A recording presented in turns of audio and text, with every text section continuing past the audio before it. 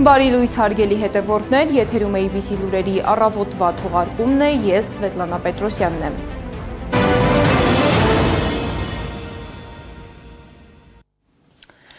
Գերիների ազատ արձակման համար Եվրամիության գործադիր մարմինները կարող են իրական ճնշում գործադրել Բաքվի վրա քաղաքական կամքի առկայության դեպքում։ Բրյուսելում անցկացված համաժողովում հայտարարել է Արցախի ազգային ժողովի նախկին նախագահ Դավիթ Իշխանյանի որդին Արմեն Իշխանյանը։ Իշխանյանը ընդգծել է, որ 1990-ական թվականներից իր հայրն ու այժմ Ադրբեջանում պահվող գերիները պայքարում էին Լեռնային Ղարաբաղի ինքնորոշման իրավունքի իրացման համար։ Ցավով նկատում ենք, որ Եվրոպական խորհրդարանի միանշանակ դիրքորոշումը էականորեն չի դրսևորում Եվրոպական միության գործադիր իշխանության քաղաքական վարքում եւ մենք Ադրբեջանի վրա անհրաժեշտ քաղաքական ճնշում չենք տեսնում Եվրոպական միության գործադիր իշխանության կողմից։ 2023 թվականի հոկտեմբերի 3-ին տեղեկացանք, որ Ադրբեջանի հատուկ ծառայությունները ձերբակալել են Արցախի ռազմաքաղաքական ղեկավարությանը, այդ թվում հորս։ On 3rd October 2023, we learned that Azerbaijan security services had arrested the political and military leadership of Artsakh, including my father. Ձերբակալումից միայն 10 օր անց մենք առաջին տեղեկությունները ստացանք օրիցս։ Այդ ընթացքում, ինչպես նաև դրանից հետո, մեր ընտանիքը անցնում էր հոգեբանական աննկարագրելի ապրումների միջոցով։ Չնայած երբեմն կարճ հեռախոսազրույցներ ենք ունենում, սակայն մեր մտահոգություններն ու անհանգստությունները փարատված չեն։ Հորս առողջական վիճակի, պահման պայմանների, նրա նկատմամբ վերաբերմունքի վերաբերյալ, հաշվի առնելով նաև Ադրբեջանում մարդու իրավունքների վիճակը։ Արդեն 1000 օրից ավելի է մենք մշտական անհանգստության ու ծանր ապրումների մեջ ենք։ Ադրբեջանում մեկնարկած կեղծ դատավարության արդյունքում հայրս դատապարտվեց ցմահ ազատազրկման, սակայն կարծում եմ կարիք չկա անդրադառնալու այդ դատավարության շինց ու բնույթին։ Զուգահեռ Բաքվում շարունակվում են մեր հայրենակիցների վերաբերյալ դատական գործընթացները։ Երեկ Վերաքննիչ դատարանում իր բողոքն է ներկայացրել Արցախի նախկին նախագահ Բակո Սահակյանը, հայտարարելով, որ չի ընդունում իրեն առաջադրված մեղադրանքները եւ պահանջում է բեկանել առաջին ատյանի որոշումը։ Հաջորդ նիստը կկայանա հուլիսի 17-ին։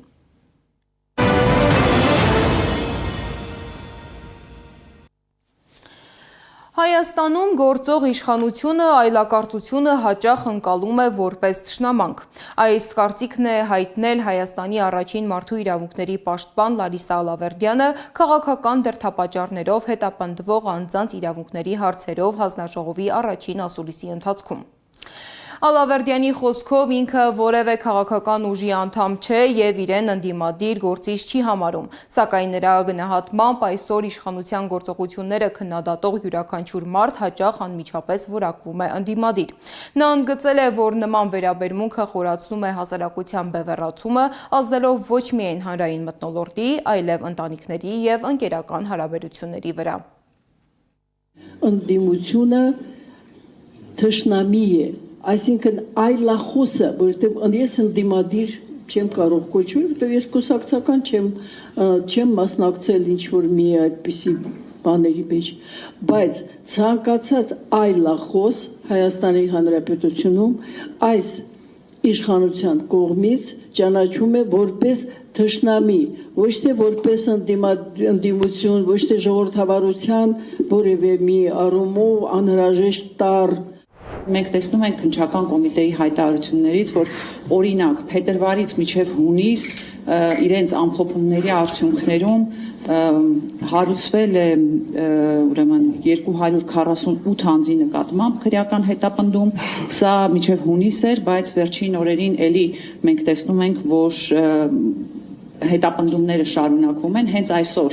հայտարարություններ տարածվել, որ միասնության թևերի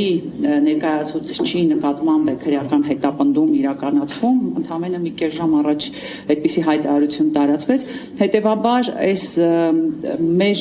մեզ համար էլ շատ բարդ է լինելու հավաքագրել քաղաքական կատարումներով քրեական հետապնդումների ենթարկվողների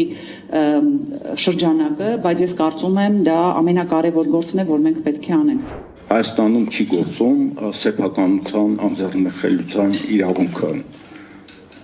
Գործող վարչապետը հայտարարում է հրապարակային, որ այս կամ այն մարդը դավաճան է։ Մի կողմ դնենք, որ նույնիսկ այդ քրեական գործում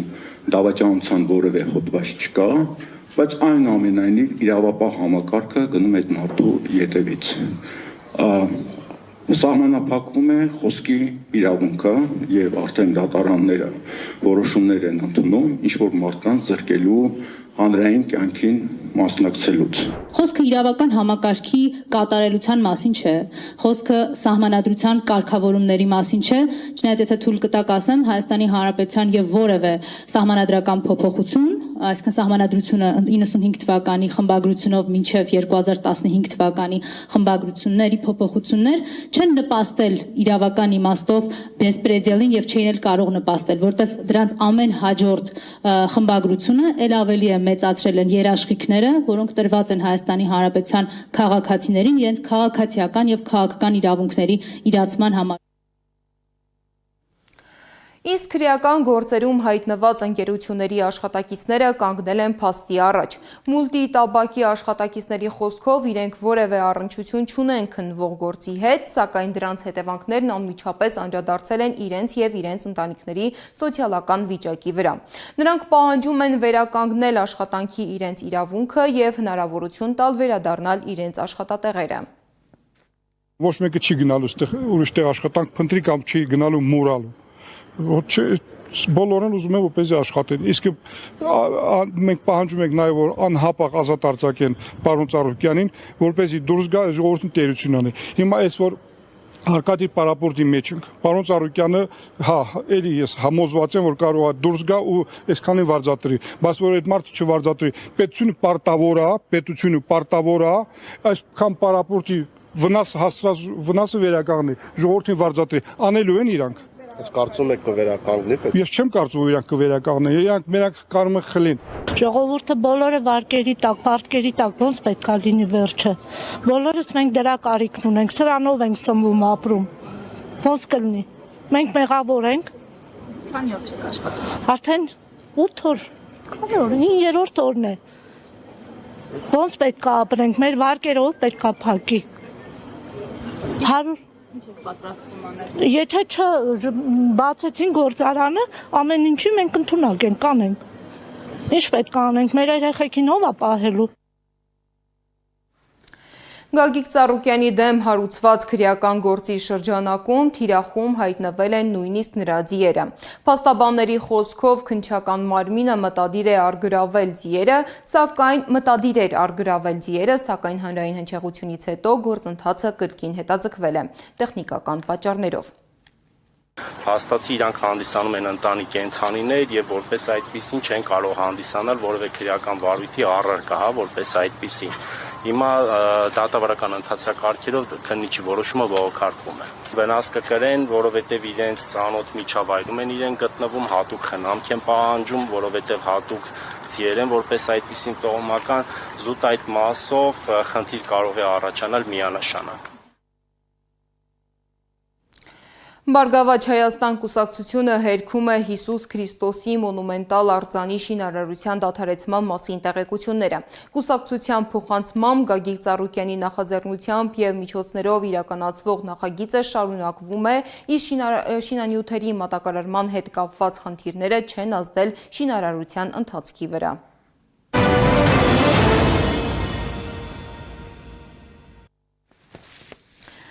Արարատի մարզի Մարմարաշեն գյուղում տեղի ունեցած խոշոր ավտովթարի հետևանքով մեկ մարդ մահացել է։ Բախվել են Kia Forte եւ VAZ-2106 մակնիշի ավտոմեքենաները։ Վնասվածքներով հիվանդանոց տեղափոխված ուղևորներից մեկը ցավոք գիտակցության չգալով մահացել է։ Դեպքի հանգամանքները պարզվում են քրեական վարույթի շրջանակում։ Ֆոտոլրագրող Գագիկ Շամշյանի տեղեկություններով վարորդներից մեկը ծառայում է Հայաստանի Պաշտպանության նախարարության զորամասերից մեկում պայմանագրային զինծառայող է։ Մեկ այլ ողբերգական դեպք էլ տեղի ունեցել Երևանում։ Դավթաշեն վարչական շրջանում շենքերից մեկի բակում հայտնաբերվել է 16-ամյա աղջկա մարմին։ Նախնական տվյալներով նա ընկել է շենքի 6-րդ հարկից։ Դեպքի փաստով քրեական վարույթ է նախաձեռնվել, քննիչները պարզում են դեպքի հանգամանքները։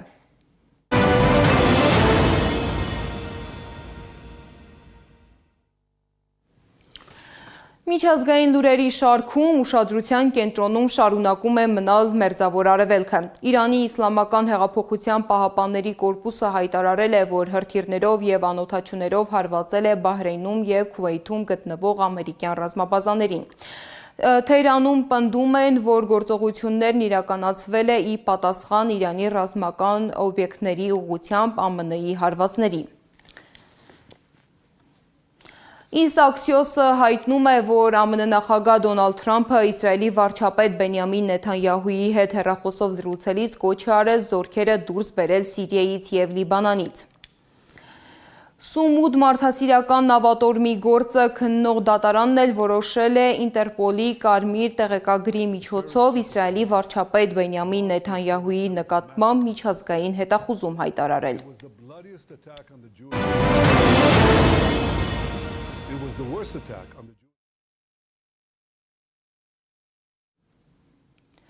Եղանակի մասին սպասվում է առանց տեղումների եղանակ։ Մայրաքաղաքում այսօր ցերեկը սպասվում է 22-ից 29, իսկ երեկոյան 35-ից 34 աստիճան տաքություն։ Եվ վերջում մեկ լուր ֆուտբոլասեր մեր հետևորդների համար։ Ֆուտբոլի աշխարհի առաջնության կիսաեզրափակչում Եվրոպայի գործող չեմպիոն Իսպանիան 2-0 հաշվով հաղթել է Ֆրանսիային։ Երկրորդ կիսաեզրափակիչը կկայանա այսօր։ Այժմի համար նախատեսել էինք այսքանը, շարունակեք հետևել մեզ սոցիալական բոլոր ցանցերում կամ այցելեք մեր պաշտոնական կայք www.abcmedia.am։ Շնորհակալություն, որ մեզ հետ էիք, ABC լուրերի հաջորդ թողարկումը ժամը 12-ին է, կհանդիպենք։